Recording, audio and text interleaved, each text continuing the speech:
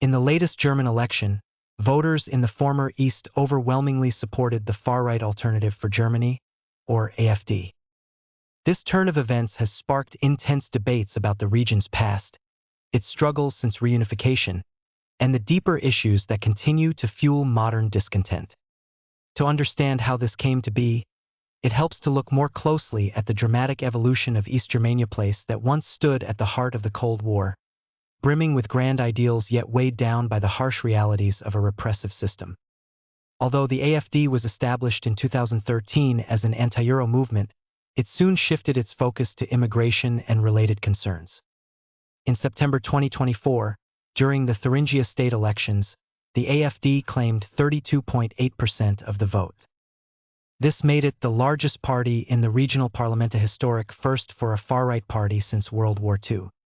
It raised urgent questions about why so many former East German voters feel drawn to the AfD and what deeper forces are at work. To grasp the current political mood, we need to revisit the history of the German Democratic Republic, or GDR, which existed from 1949 until 1990. Formed after World War II as a Soviet satellite state, the GDR was ruled by a single party under a centrally planned economy. While the government promised security and equality, day-to-day life often meant economic hardship and limited freedom. In an attempt to stop the growing number of East Germans fleeing to the West, the Berlin Wall was built in 1961 with Soviet support. For nearly 3 decades, this wall stood as a grim symbol of division, separating friends and families while embodying the wider conflict between socialist and capitalist blocs. When the Berlin Wall fell in 1989, it triggered events that quickly led to reunification the following year. Although unity was a momentous achievement, merging these two fundamentally different societies was one of the greatest challenges in modern history. In 1991, the economy of the former East stood at only 43% of West Germany's. By 2022, that figure had risen to 79%, yet this persistent gap left many East Germans feeling forgotten in a supposedly unified country. This sense of neglect evolved into bittersweet nostalgia for the perceived security and predictability of the socialist past, despite its many flaws. Economic and social disparities have played a significant role in shaping political attitudes. Disappointed by the sweeping changes following reunification, many voters in the former East began to distrust the mainstream parties that had long dominated West German politics. This sentiment became particularly evident in the 2025 federal election, when close to half of Eastern voters backed the AfD. Observers argue that this pattern is influenced by the lingering effects of life under the communist regime, ongoing economic struggles, and a historical closeness to Moscow. The result has been a growing estrangement from mainstream politics, making the AfD's nationalist rhetoric especially compelling. Angela Merkel's journey offers a sharp counterpoint to these feelings of discontent.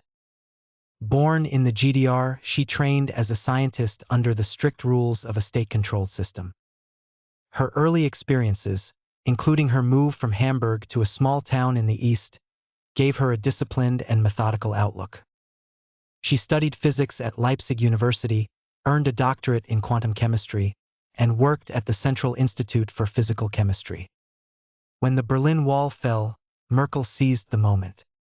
She joined the Democratic Awakening movement, then shifted to the Christian Democratic Union, where she rose under the guidance of Chancellor Helmut Kohl. Kohl famously called her Das Mädchen, or the girl, yet she quickly gained a reputation for pragmatism and competence, serving as Minister for Women and Youth and later for the Environment. She eventually led the CDU and, in 2005, became Germany's first female chancellor and the first from the former East. Her trajectory from scientist in a repressive state to one of the world's most influential leaders shows how the disciplined mindset forged in the GDR could evolve into a globally respected leadership style defined by careful deliberation, pragmatism, and unity. Still, many voters in the former East continue to place their faith in the AfD. In Thuringia, the party won around 32 or 33% of the vote, claiming the largest share in the state parliament. In Saxony, exit polls showed the AfD running a close second to the Christian Democratic Union. Analysts cite several reasons for this trend. First, deep-rooted economic disparities persist decades after reunification, with lower wages, higher unemployment, and slower growth fueling resentment toward established parties. Second, cultural and identity concerns play a role. People raised in a different political and social environment often feel that rapid globalization and immigration threaten their way of life, and the AfD's nationalist message speaks directly to those anxieties. Third, historical legacies matter.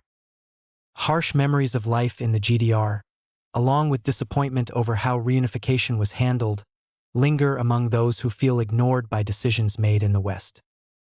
Multiple media outlets, including Reuters, The Guardian, and Bild, have reported on these issues and note that, while the AfD's success is symbolically significant, other parties have so far refused to form coalitions with them. Yet there is more to the story of East Germany than political and economic hardship. The region's history is full of astonishing examples of resilience, creativity, and even humor. When the Berlin Wall first went up in 1961, it inspired countless escape attempts that showcased both daring and ingenuity. Tunnels dug under the wall, homemade hot air balloons, and even small submarines designed to cross rivers. One legendary story features a young man scaling the wall under heavy gunfire, secured only by a bed sheet tied around his waist. Though he was ultimately caught, his bold effort became a symbol of defiance and hope. Under the pervasive surveillance of the Stasi, humor served as a coping mechanism. East Germans often exchanged dark jokes that mocked the absurdities of their daily lives, like the rumor that everyone kept a secret Stasi agent in the basement because you never knew when toothpaste usage might be under scrutiny.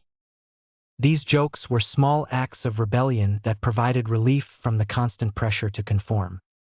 Resourceful attempts to escape were not limited to tunneling or scaling walls. One group of friends painstakingly built a hot air balloon in their backyard, launching it on a chilly autumn night to evade border guard spotlights and reaching safety in West Berlin. Such creativity epitomized the determination many East Germans had to flee a life overshadowed by repression. Daily life was haunted by rumors that a gap in your curtains could reveal a hidden camera installed by a watchful neighbor. Indeed, it was often said that every 166th person was a secret informant, highlighting how deep the culture of surveillance ran.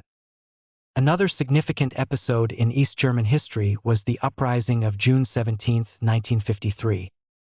Initially triggered by protests against increased work quotas without corresponding wage hikes, it quickly spread into a broader rebellion calling for political and economic reforms. The government forcefully suppressed the demonstrations with tanks and armed troops, causing many casualties and arrests.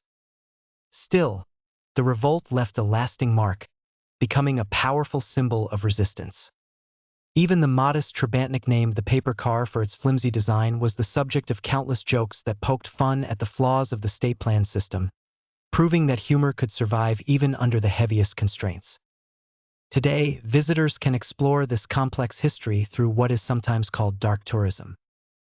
Places like the Stasi Museum in Berlin give a window into the widespread surveillance apparatus, while remnants of the Berlin Wall, along with memorials and murals, serve as reminders of both oppression and the enduring spirit that fought back.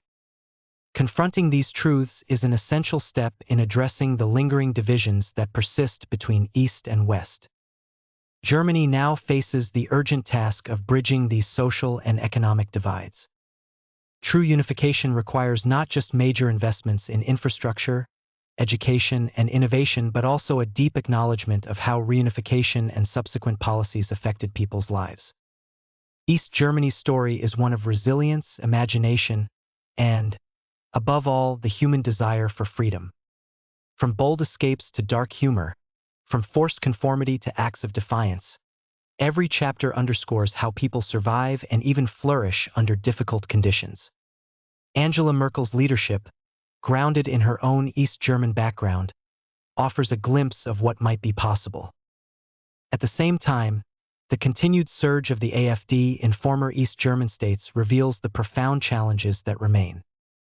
While Merkel herself stood as a unifying figure, Her story also highlighted the fact that not everyone feels the promises of reunification were fulfilled. Many former East Germans still see themselves as marginalized and believe their concerns have gone unaddressed, creating fertile ground for the AfD's brand of nationalism. The AfD's success in places like Thuringia and Saxony is not just another political shift, it is a complex reaction to years of economic neglect, cultural displacement, and unresolved historical trauma. Voters in these areas have endured repeated disappointments, watching promises of unity and prosperity fail to materialize. The AfD's emphasis on preserving a traditional German identity and its strong objections to current immigration policies resonate with those who feel left behind. Alongside these modern political developments are the dramatic stories of courage and inventiveness that still captivate the public. Tales of families building homegrown aircraft or scaling massive concrete barriers in a quest for freedom stand in stark contrast to the grim realities of life behind the Iron Curtain. Humor, too, endures as a reminder of how ordinary people coped, whether it was joking about the little Trabant or quietly mocking the ever-present Stasi. Episodes like the June 17, 1953 uprising continue to influence how former East Germans view authority and policy, reminding them of what it means to stand up against oppressive rule. Germany now stands at a crossroads, challenged to come to terms with these lingering divides and shape a future that includes every citizen. It is more than an economic task, it demands healing old wounds and rebuilding trust. By recognizing the complexity of East German history, its hardships, acts of defiance, ironies, and bright spots, Germany can create a more inclusive narrative that honors the past while looking ahead. In this sense, East Germany's experience reflects a broader global pattern. Rapid economic and political change often unsettles communities, and populist movements can quickly fill the void. The AfD's rise in the former East is a clear illustration of this dynamic, signaling both the need for recognition and the risks of ignoring marginalized voices. Meanwhile, Angela Merkel's story shows the transformative power of resilience and adaptability, even in the face of deep-rooted challenges. The history of East Germany, with its barbed wire and concrete walls, desperate escapes, subversive jokes, and scattered rebellions, reminds us that the quest for freedom endures even in the darkest times. How can a society ensure that its path forward not only fosters economic growth but also mends historical rifts? As Germany grapples with that question, the lessons of East Germany point both to the dangers of neglect and the power of hope. By acknowledging the full range of its past oppression under the GDR, the chaos of reunification, and the cultural resilience that thrived in spite of it all, Germany has a chance to unite in a way that ensures every voice is heard, from east to west.